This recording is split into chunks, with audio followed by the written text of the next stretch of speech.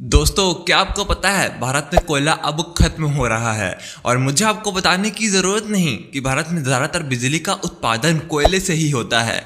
तो इसका मतलब भारत में बिजली बंद हो जाएगी और भारतीय ट्रेनें जो कोयले से चलती हैं वो रुक जाएंगी। ये इतना कीमती कोयला आखिर ज़मीन से निकलता कैसे है और कोयले से बिजली आखिर कैसे बनती है?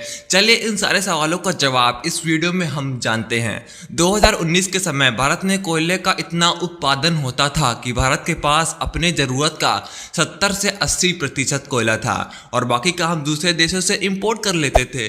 मगर 2021 में हमारे साथ ऐसा क्या हुआ कि हमारा कोयला लगभग खत्म होने वाला है, जिसकी वजह से आंध्र प्रदेश, मध्य प्रदेश, राजस्थान और कई राज्यों की सरकारें अपने नागरिकों से कह रही हैं कि बिजली का इस्तेमाल कम करें। और यही नहीं, ये सरकारें रोज़ 3-4 घंटे की बिजली की कटौती भी कर रही हैं।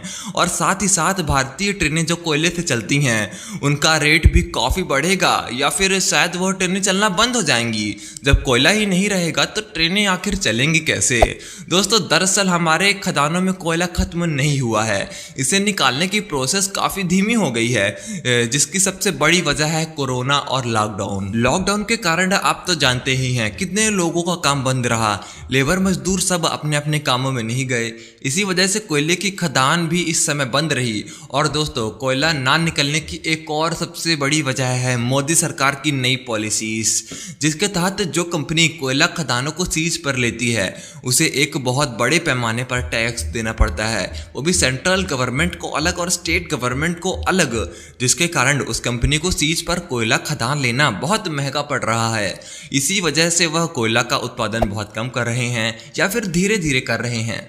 दोस्तों, एक रिपोर्ट के मुताबिक भारत में अभी जितना कोयला स्टॉक में रखा हुआ है वो भारत के आपूर्ति का सिर्फ 50% ही है। इसका मतलब भारत बाकी का 50% कोयला दूसरे देशों से खरीदेगा, जिससे भारत में बिजली बहुत महंगी हो जाएगी, जैसे पेट्रोल और डीजल हो गया है। वैसे तो शायद भारत दूसरे देशों से कोयला नहीं खरीदेगा, क्योंकि भारतीय खदानों में अभी पर्याप्त कोयला है, बस उसे निकालने की देरी है। भारत अपने खदानों को स्पीड से काम करने के निर्देश देगा, मगर अगर कोयला कम पड़ता है तब भारत को दूसरे देशों से कोयला खरीदना पड़ेगा। मगर यहाँ पर एक और दिक्कत आती है कि दूसरे देशों में भी भारत जैसा हाल है, क्योंकि कोरोना लॉकडाउन तो हर जगह था। ज़्यादातर देशों में कोयले की काफ़ी कमी है, मगर किसी तरह से भारत इंटरनेशनल मार्केट से कोयला खरीदता है तो वो भारत को बहुत महंगा पड़ने वाला है, जिससे वाकई में भारत में इलेक्ट्रिसिटी का रेट बहुत बढ़ जाएगा, जैसे पेट्रोल और डीजल का बढ़ा है। इन सभी समस्याओं का सॉल्यूशन निकालने के लिए हमें रिन्यूएबल एनर्जी की तरफ अपना मुख करना होगा, जिससे हम समुद्री लहरों से इलेक्ट्रिसिटी पैदा कर सकते हैं। सोलर एनर्जी तो आप जानते ही हैं, इससे हम बड़ी मात्रा में इलेक्ट्रिसिटी पैदा कर रहे हैं, मगर इस मात्रा को हमें और ज़्यादा बढ़ाना होगा।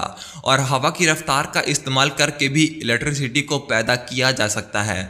और भी ऐसे बहुत से तरीके हैं जिससे हम इलेक्ट्रिसिटी जनरेट कर सकते हैं।